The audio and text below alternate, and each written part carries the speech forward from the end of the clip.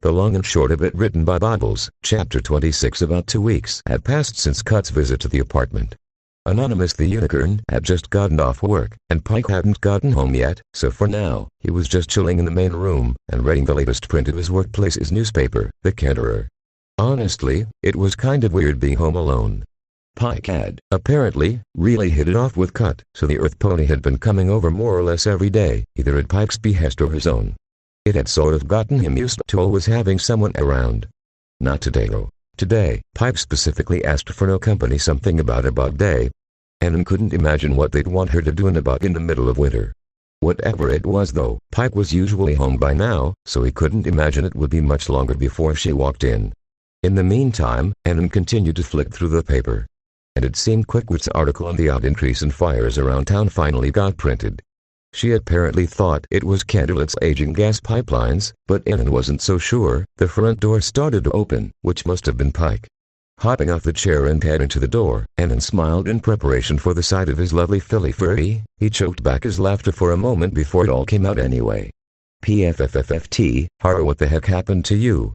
The sight that greeted him was not the usual tired Pike that was pleased as punch to be home from work, but a Pike who looked like she'd taken a detour through a lake on the way there. She was covered head to toe in dry mud and grime, and clearly mad as hell. A very terse spot day, was her only reply. Without another word she stomped into the house, making what could only be a beeline for the shower. Ah.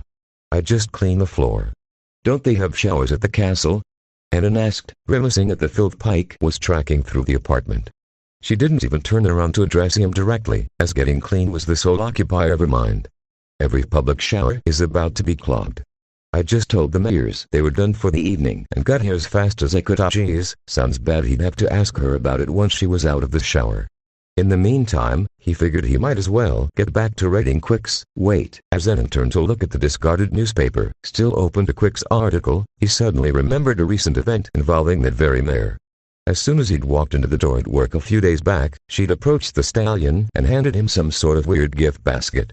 You're working too hard, Subitic. Tell your mare to treat you one of these days. Or better yet, call me over and I can treat you. The basket, as he'd later found out, was some kind of do-it-yourself spot aid kit. When he'd returned home, he just sort of put it in the bathroom and forgot about it. But now he'd been given the perfect chance to use it. Doing a quick 180, he made a beeline for the bathroom as well. Pike was still waiting for the water to warm up when he ran in, and she lazily turned her head toward him. I appreciate the enthusiasm to shower with me, but I'm really just not up to it right now. Honorable chuckling at the joke as he passed her, Anon pulled open the cabinet under the sink. Aha, perfect. Right where I left it. It was pretty big, honestly. The basket itself was filled to the brim with Frefro soaps, various oils, and even some manicure supplies. Or would that be pedicure? Heckfricker? Ah, who gives a shit? Oh, Kentra, my dear, you won't be showering at all. Pulling the basket out, he gave her a prize-winning smile. Because your loving cold friend, I'm going to treat you to an at-home spa day. Her eyes widened in abject terror. What? No, Anon, tearing open the basket's wrapping without another thought, he held up the enclosed instruction book for her to see. Come on, it'll be fun, see? So easy even a mare can do it. What, worried I'll mess up your tuft? He could tell she wanted to say yes. She'd started doing that shifty eye thing she did whenever she wanted to say yes to something, but didn't want to outright admit it. Wasn't that a gift for you? I wouldn't want to take away her chance at a nice, leveling him acidly smug grin her way, and cut her off. Pike? She knew what was coming. He could see it on her face. Why yes dear. Magically closing the drain, he turned the knob so the water started coming out of the faucet. Given the tub as much as nocturnal Pike didn't want to admit it, Anon was right. She desperately needed this. Due to her height-impaired stature, it didn't take long for the tub to be full enough for her to hop in and submerge herself. And she had to say, after traipsing around in freezing bog water all day, the hot water was Elysium. Slowly disconnecting from reality, Pike felt herself melt away in the water's warm embrace, at least until Anon started dumping things in with her. A curry. A touch of this, a splash of this, and bada boom. Lazily glancing up from her seated spot, she saw no less than 5 bottles of various things floating about above her. Considering the number of things in the basket, she was honestly surprised he was only using 5. She was familiar with the contents of a few of them, typical shampoos and the like, but some of the stuff he'd put in were things she'd never seen before. Are those beads? Anon, what's all this stuff even for? Keeping his eyes on the instruction book, he continued adding various things to the bathwater. Honestly, no clue what. Pike was flabbergasted. What's that instruction book for, then? Switching his gaze between the book and the basket, Enon chuckled. It just tells me what to do, even got a little script and everything. Doesn't tell me what any of the stuff actually does. Though rapidly leafing through the pages, he came to a stop near the front of the book. If it'll make you feel better, I'll read you an excerpt from it. Dear my beloved cold friend/husband, you are about to embark on a mystical journey from the comfort of your very own home. Contained within these balls are the finest therapeutic aromas, crafted to invigorate your actor senses and open your chakras. This body wash, here, has been proven to desquamate your skin and, that's enough of that, you get the idea, it's nonsense stars above, I sure do that so weird. Why? He flipped back to the cover and showed it to her. You don't need to know what these words mean, because your stallion will. It boldly claimed. As Pike read that cover, Enon leaned around it to meet her eyes.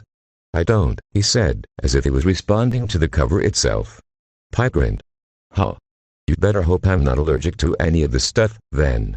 The bottles all stopped in midair, as he instantly ceased their pouring. A look of genuine worry was plastered on Enon's face. Apparently that was a possibility he hadn't considered. You're not actually allergic to anything, right? You've never mentioned if you were. She couldn't help but laugh out loud at that. Come on, Testrals. Allergic. What in Equestria is, righties and alien Testrals don't have allergies, you're deaf. Pulling a hoof out of the water, she gave her muzzle a tap. 80-something% of our magic pathways connect to our senses. Can you imagine how butt we'd be if we could have allergies? Enon smiled. Worries assuaged, he resumed adding ingredients to her bet with a laugh. Magical allergies? Ha, oh man, yeah, that would be pretty bad. Can you imagine a magic-powered sneeze? I don't have to, we can still get sick, he cringed, clearly understanding the implications. Ouch. With that, he closed the various bottles and started putting them away. Alright, that's everything I'm supposed to add. Now I'm supposed to let you soak in the atmosphere while I find a good brush. Pipe just hummed appreciatively, closing her eyes and letting herself sink into the water a little. Ah, she could feel the warm water seeping into her coat and pulling the grime away. Luna above, I needed this. Say, which brush do you want? Hard or soft bristled? She thought about that one for a moment. While soft bristles sounded nice, she felt she could really go for a nice hard scrubbing right then. Hard. Pipe didn't even need to open her eyes. She could hear him prepping the hard brush with another new soap. I wonder, if your senses are altered by magic, does that mean you taste things differently than me? Letting herself relax and sink further, practically only her ears and muzzle were sticking out of the water. What, like we've unlocked the secret sixth taste? Don't be ridiculous. Enon was approaching her now, sidestep brush and hoof, or, in this case, his hand.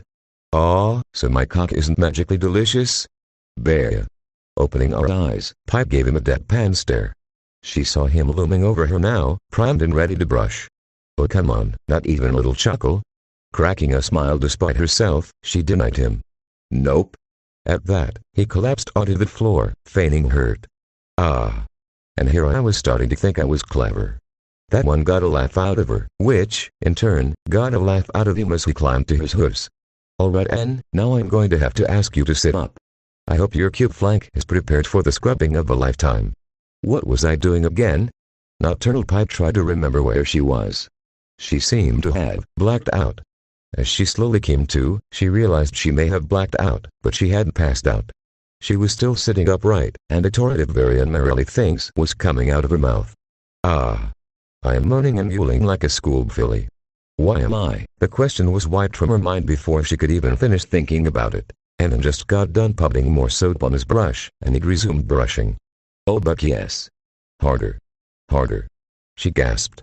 He didn't verbally respond, but she could feel the brush start to work harder and deeper. Oh stars, why haven't I asked him to do this before? But Pike was in ecstasy.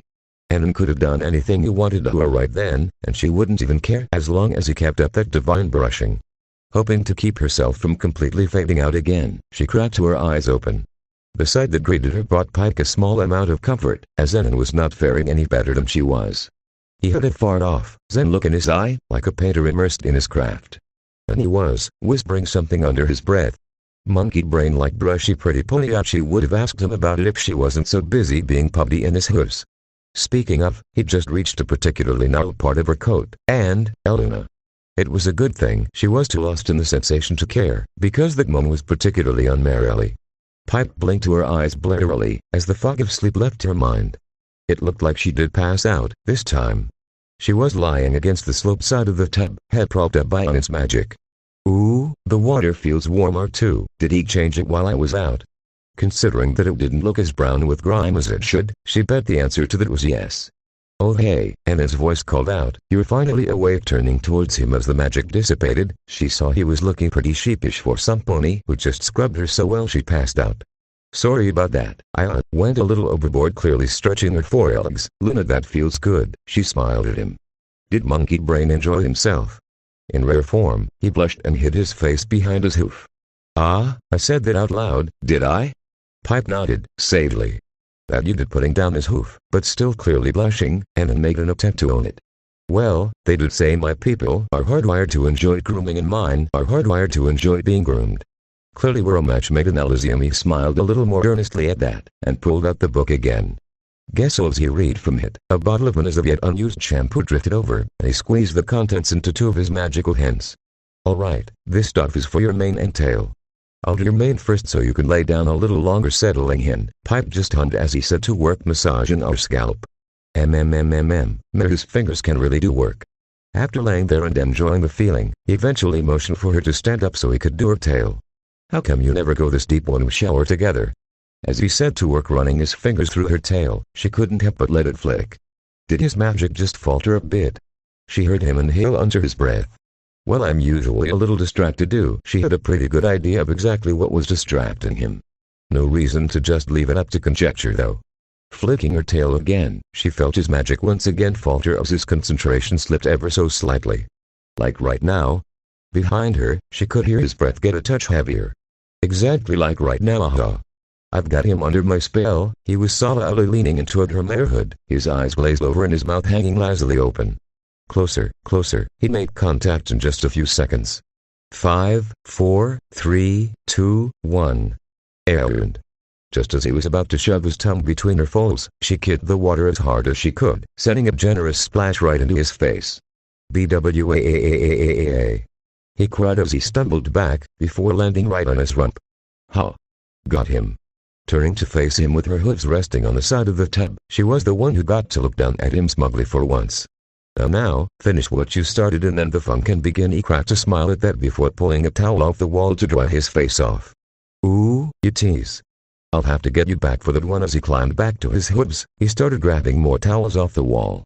Go ahead and rinse your mane and tail out. The next part is outside the bath. Thanks for watching.